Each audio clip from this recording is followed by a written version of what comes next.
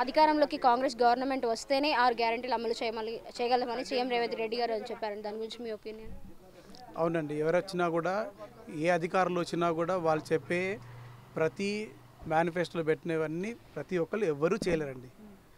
ఇతను 60 ఏళ్ళు ఇప్పుడు కాంగ్రెస్ వీళ్ళకంటే బీఆర్ఎస్ కంటే ముందు 60 ఏళ్ళు కాంగ్రెస్ చేశారు. ప్రతి ప్రాజెక్టులు వాళ్ళు పెట్టినవి తప్ప వీళ్ళు కొత్తగా ఏం పెట్టినవి ఏం లేదు. కాళేశ్వరం ఒకటి పెట్టాడు, అది ఏమైందో అందరికీ తెలిసిందే, దాని గురించి మాట్లాడాల్సిన అవసరం లేదు. ఇతను 100 రోజులు అయింది కూడా 100 రోజులలోనే మీకు 2-3 హామీలు లైన్లో పెట్టేసి అమల్లోకి వచ్చాయి కూడా. ఈ ప్రతిపక్షాలు ఎప్పుడు చూసినా కూడా ఎవరు విమర్శించాలనేది క్వశ్చన్ మార్క్ పెట్టుకుంటారు. అది కామన్, అది ప్రజలు ఆలోచించుకోవాలి. అంటే మనం వాళ్ళు చేయలేదు వీళ్ళు చేయడం అనేది తప్పు. అది ఎందుకంటే వాళ్ళకి టైం ఇవ్వాలా. వీళ్ళు ఎంత 10 ఏళ్ళు ఉన్నారు. వీళ్ళు 10 ఏళ్ళు ఉంటే ఏం చేశారండి ఒకసారి లిస్ట్ వాళ్ళని రాయమనండి. 60 ఏళ్ళు వీళ్ళు ఏం చేశారు రాద్దాము. ఊరికే మీదికి మాట్లాడడం కాదు, అమల్లోకి వచ్చినప్పుడు చాలా టైం పడుతుంది. బీఆర్ఎస్ ఎందుకు 5 ఏళ్లలో చేయలేదు? ఓన్లీ చెరువులు తవ్వారు, భగీరథ పెట్టారు, అంతే. అంతకు మించి ఏం చేయలేదు. రోడ్లు ఉన్న రోడ్లు చంద్రబాబు నాయుడు గారు అమల్లోకి పెట్టినాయి, వీళ్ళు కంటిన్యూషన్ చేసి దాన్ని ఓపెన్ చేశారు, అంతే తప్ప ఇంకేం చేయలేదు. స్టీల్ బ్రిడ్జ్ అయితే అనవసరం అది నిజంగా. ఎందుకంటే మీరు చూడండి, స్టీల్ బ్రిడ్జ్ అక్కడ నేను నల్లకుంటలు అక్కడే ఉంటాను, ఆర్టీసీ క్రాస్లో ఉంటాను నేను. అసలు వన్ వే ఒకటి అక్కడ దిగేటప్పుడు అక్కడ ఎల్లమ్మ గుడి అని ఒకటి ఉంటుంది, చాలా ఇబ్బందికరం అది.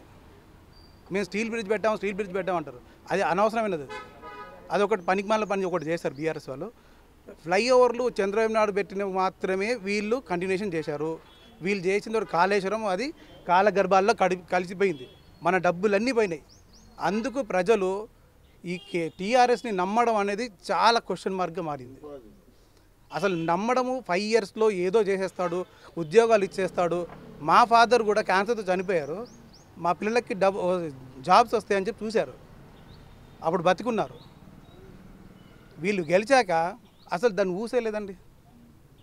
అతను పోలీస్ వాళ్ళని కూడా ఈ మాట అనొద్దు, పోలీస్ వాళ్ళని కూడా ఎలా యూజ్ చేసుకుంటున్నాడంటే అదే సొంత సెక్యూరిటీ లాగా యూజ్ చేసుకున్నాడు తప్ప ఆ పోస్టులు అనేవి ఎవరికి బెనిఫిట్ అయినాయండి? అవి పోలీస్ పోస్టులు మాత్రమే మీకు కనిపిస్తున్నాయా?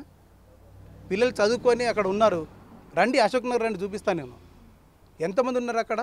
ఊర్లలో లేరా అండి? కోచింగ్ తీసుకొని, సివిల్ కోచింగ్ తీసుకొని ఇప్పటికి ఉన్నారు. ఇతనికి ఇప్పుడు నిన్న మొన్న వచ్చాడు, చాలా ఏళ్ళ తర్వాత మళ్ళీ వీళ్ళు వచ్చారు. ఇంకోటి రేవంత్ రెడ్డి గారు చేసినంత ప్రయత్నాలు నాకు తెలిసిన ఆ కాంగ్రెస్లో ఎవ్వరూ చేయలేదు.